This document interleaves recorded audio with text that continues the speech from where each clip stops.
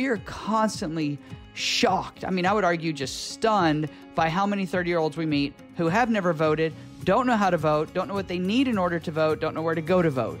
From Tyler Technologies, it's the Tyler Tech Podcast, where we explore issues facing communities today and do so in a way that's both interesting and entertaining. I'm your host, Jeff Harrell, and my promise to you is to help break through the clutter and provide great information in a format that's super easy to consume. And maybe, just maybe, we'll have a little bit of fun along the way. If you didn't get a chance to hear our episode on Gen Z, I highly recommend going back and listening. But today, Jason Dorsey and I dive into millennials, and interestingly enough, Jason is a millennial, so he has some extra insight for us today. I wanted to get you fully into the millennial mindset, and I teased this on the last episode, but I was able to get my hands on some secret audio of a millennial in a job interview. I think you'll find this fascinating. Have a listen. Amy, it says you are trained in technology. That's very good. Are you adept at Excel? No. PowerPoint? No. Publisher? Not really. Exactly in what area of technology are you proficient? Snapchat, Pinterest, Instagram, Vine, Twitter. You know, the big ones. I'm surprised you didn't say Facebook. That's for old people, like my parents. Well, Amy, when you're working for me, you have to have those kind of research skills because I'll send you things for you to comb through and get the answers and send them to me. So for that, you got to be really good at technology. For stuff like that, no problem. I'll just ask Siri. You'll just ask Siri? You know, Siri tell me this, Siri find me that. We're all good at getting you the answers. Okay, obviously that was not secret audio, but rather a funny YouTube video riddled with stereotypes. We certainly do not want to rely on this kind of content as our source of truth, which is exactly why we did the research with Jason. So, to help us understand better millennials and separate myth from truth, here's my interview with generational expert Jason Dorsey. Really thrilled to be here and share some of these great insights from the research study. For those of you who are not familiar with my work, I've written a bunch of books, a lot of times about millennials and also for millennials. So really passionate about this, done studies all around the world looking at how do we separate generational myth from truth. And millennials, unfortunately, my generation, we have been beat up through these myths. And it's great to do a study that actually shares the positives about the generation, similarities, and what leaders need to know to unlock and engage this generation, particularly in government. So thanks so much for having me on, Jeff. Fired up to dig in. Well, I'm fired up as well. Let's start at the top. How do you define millennials? When we look at millennials, what we're trying to define a generation based on is what we call predictability by scenario. And generations, in terms of the birth years, we're looking at this sort of consistency. When do generations start being consistent? And you can sort of tell when one generation ends and another one begins. You know, sometimes there's a clear marker that says either you remember this or you don't, which is the case of millennials in terms of the end of the generation. Our youngest were born about 1995, and the oldest were born somewhere around 1977, all the way up to 1980. So when we look at defining millennials, the key thing is they're born between approximately 1977 and 1995. But another way to think about them is they're people in their late 20s, all the way through their 30s, and right now they're around 40, 41. They're the largest generation in the workforce. They're the fastest growing generation of consumers, and they're predominantly the trend drivers right now in most industries. So millennials, as much as they're sort of harped on negatively on cable news and other outlets, the truth is millennials are incredibly important to governments, to enterprises, to communities, and it's very important that we separate sort of this myth from truth about them. Well, let's start with myths. What do you think is the biggest myth about millennials? The biggest myth about millennials is that millennials aren't working. You know, everybody says, oh, millennials, our pants are falling off. We live with our mom. We don't want to work. We're entitled, all this stuff. But the reality is there are more millennials in the United States workforce than any other generation, period. I just think that's such a big statement. People all know some entitled millennial. Well, it turns out we also know entitled Gen Xers and entitled baby boomers. That's not limited to any one generation. Unfortunately, with millennials, it's stuck.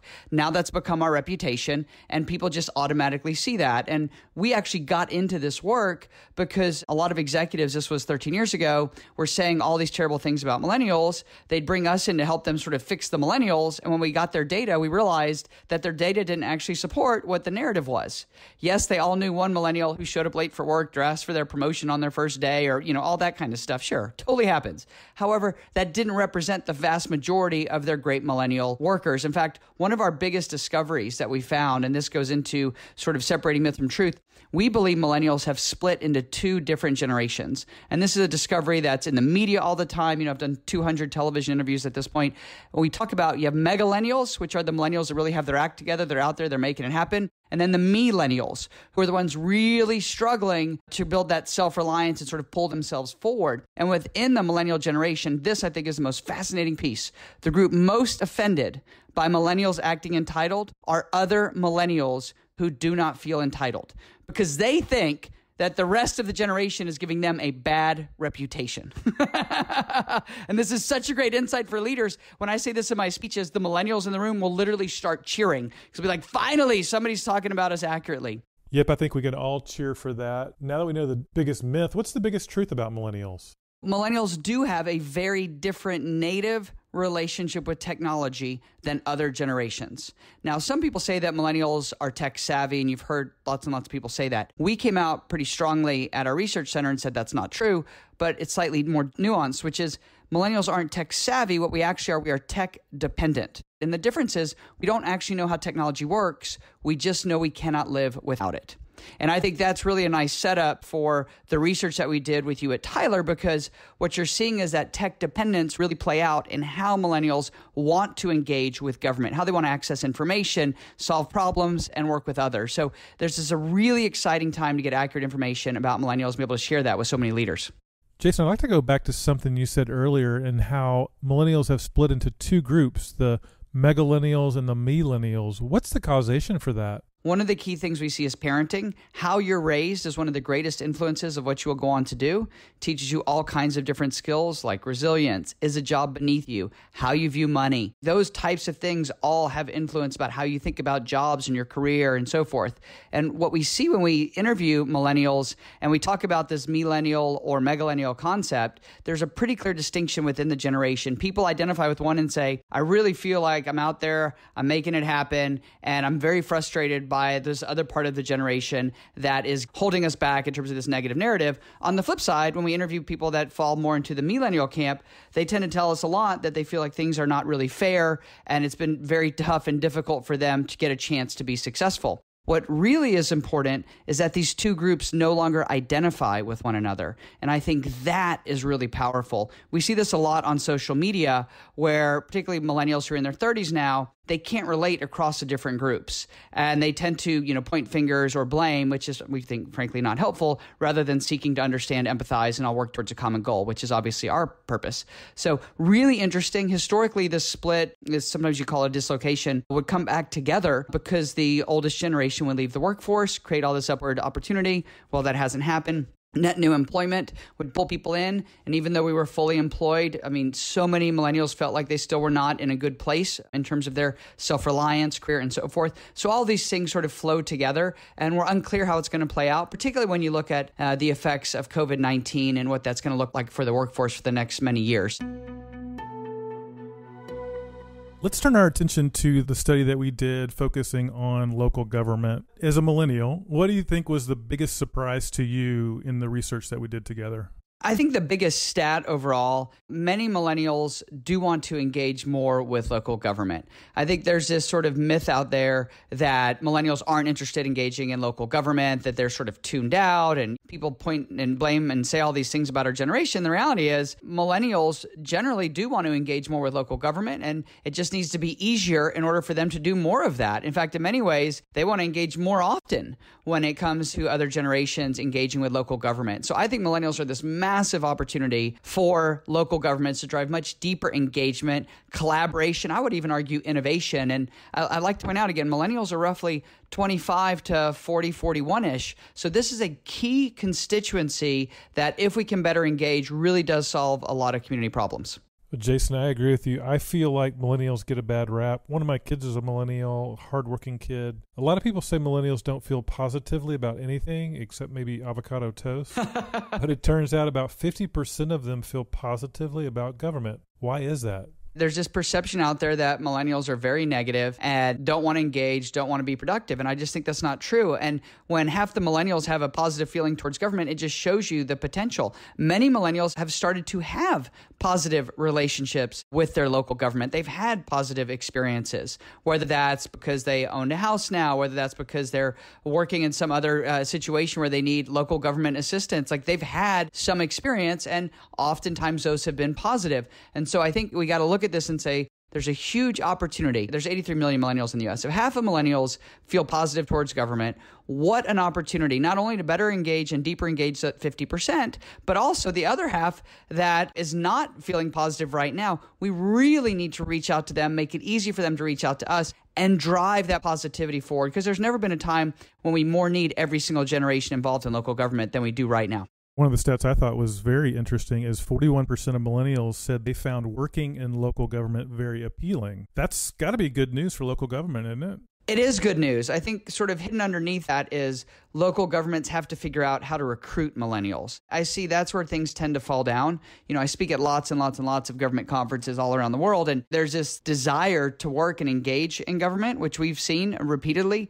The challenge is how local government adapts to recruit a generation that looks for a job differently. That's sort of that leap that when we can cross that and get the message out and frankly tell the story of local government and careers in local government in a really compelling way, which I just think means a more accurate way, then millennials get even more excited and you'll get more applicants. You can't hire people who don't apply. And the local government standpoint means, how do we get more people to apply, more qualified and better fit people to apply? And I think this is a massive opportunity with millennials. In a lot of the studies we saw, millennials were very similar to Gen X. Here's an area where they really aligned more with Gen Z in that 50% of them prefer to get their information from local government through social media. Is that a surprise to you? I don't know if it's a surprise, but it's certainly something that jumps out. And what I see here is that, millennials, for quick reference, are roughly 25 to 40, 41-ish. And Gen Z, who for the purposes of the study were roughly 18 to 24, have more similarities when it comes to where they go to get information. The reason that jumps out at us is that these two generations have come of age with social media.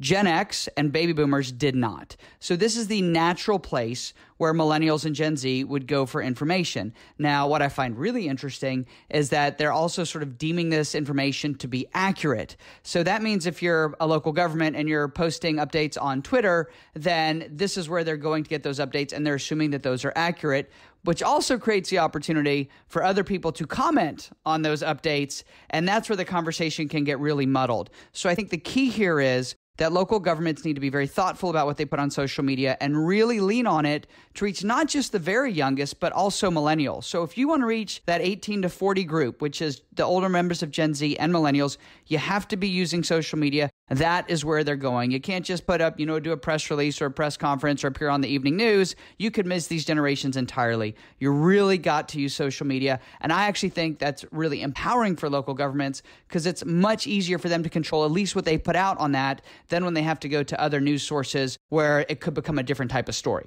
And millennials seem to be pretty hungry for content. 14% of them said they want daily information. 36% said weekly. Is that because of the social media usage that they have? It's because of their relationship with social media. And what I mean by that is they have very, very short news cycles, right? It used to be that a news cycle was 24 hours, and even before that, it might be a week. And all of a sudden now it's 15 minutes on Twitter. It's 30 minutes. It's an hour. So the idea that they're constantly going to be getting news updates and being able to engage with those updates, maybe even reach out and get questions answered, just shows the frequency that this generation is accustomed to. This isn't that millennials have higher expectations, which is what people often say. That's not true at all. This is all millennials have ever known. This is them just bringing what is normal to them to an environment which happens to be engaging in local government. In the same way, by the way, that they're thinking about brands, that they're thinking about employers. This to me is a really important insight, because I think there's a huge opportunity for local government to better use social media to engage generations once they recognize not only that it's important, which we've seen, but the frequency of that engagement is important. We'll be back with my interview with Jason Dorsey in just a moment. If you're interested in getting great content sent directly to your inbox, please subscribe to our monthly content email. Just go to tylertech.com, click resources at the top of the page, and you can subscribe from any of the great content pieces that you'll find there. We've got weekly blog articles, customer success stories, on-demand webinars, you name it. I think you'll find the content there super helpful. Now, back to my conversation with Jason Dorsey. We know that voting has gone down with each generation. Millennials, I think less than half, say that they voted in a local election. What are some ways that local government can engage millennials better? We've been very surprised in our work how little millennials know about voting. And what I mean by that is they understand how to engage on social media. They understand how to talk to their friends about a particular politician or government proposal or a piece of legislation. Like, to some degree, they can engage about sort of the hot topics and the people that they know. But what we find is they really don't understand or feel very confident in physically showing up to vote. And I think that's really important. There's this expectation of, oh, well, millennials are 30 now. They should know how to vote. We are constantly shocked. I mean, I would argue just stunned by how many 30-year-olds we meet who have never voted, don't know how to vote, don't know what they need in order to vote, don't know where to go to vote. And I think really making that clear and simple, and I would argue highly visual, videos, these long text documents, millennials don't read. Millennials take all their content in through video. So adapting how we teach people to vote, I think, is really important. At the same time, making it much more mobile friendly to find that location, to figure out that line, I think is important. And then letting millennials know that their vote does count. Because unfortunately, millennials have really been targeted in terms of misinformation that their vote doesn't count. And we have to really change that narrative. And so I think millennials are at this stage where if we engage them correctly, they will turn out to vote. I think social media is a really key way to do that, but I think there's just a lot of practical things that millennials don't know and understand when it comes to the process of voting. One thing that we think could be a better opportunity for many local governments is to have local community influencers talking about not just the importance of voting. Everybody says it's important to vote, but these are the steps involved to actually vote, and these are the type of preparations you would make in order to go there and be able to vote. I think if that happens, we will see voter turnout move up, particularly with strong local influencers. Well, 42% of millennials say clear, easy-to-use technology would make online interactions with government better. What do you think that stat means? I think it means that millennials are very used to engaging with enterprises, organizations, and technology in a very simple way. Gen X was amazing at making things more complicated, more customized, more options. You can change everything you want. Well, now when it's got all the way down to millennials like fewest number of buttons or clicks possible. It should just happen, and we need to make it easy. Otherwise, it's work. And I think that's what we're seeing here. It's really a drive towards simplicity and being able to create more of these engagements. And millennials are not going to work or struggle to drive that engagement through technology because everything else in their life is so much easier. And they would expect the same thing in government. So to me, I think really this drive towards simplicity and clear, easy-to-use technology is absolutely critical for governments if they want to engage with millennials. And I would argue with every other generation too, because every other generation now expects things to be even simpler. We're seeing that through all kinds of things from Netflix to Amazon. And that's the expectation that they're bringing in. We have a lot of leaders listening to this podcast. Jason, we've talked about a lot of different things. What would you say is your number one biggest takeaway for millennials? My biggest takeaway from the research study when it comes to millennials is that this generation really is ready to be engaged by local government. What we saw is that they have more frequency in terms of them wanting to have interactions, get updates than any other generation. They're generally positive towards government, which I think is a surprise to a lot of people, and that they see technology as the way to drive that deeper engagement. So to me, this really is sort of a rally cry to local government to say, hey, millennials are here. They're at the right age, life stage. They bring exactly the energy we need. It's up to us to adapt to them. And when we do so, we can really unlock their potential, which I think is incredibly, incredibly exciting. And, I am a millennial, so I want that to happen too. Well, Jason, as always, you have shed a lot of light on this topic. We are so thankful for you and for your expertise. And be well, my friend. Thanks so much. Look forward to the next one. Well, second only to my oldest daughter, Jason is now my favorite millennial. Well, I forgot about Adele and John Krasinski. Well, Jason may be my fourth favorite millennial. I certainly feel like I understand millennials a little bit better. The split of millennials into millennials and megalennials is very interesting. I hope you grab some nuggets as well. And we're going to release a lot more of this research over time. In fact, we've got a white paper covering all the research coming out soon. So please check out our resource center at tylertech.com. You'll find lots of great content on a variety of topics.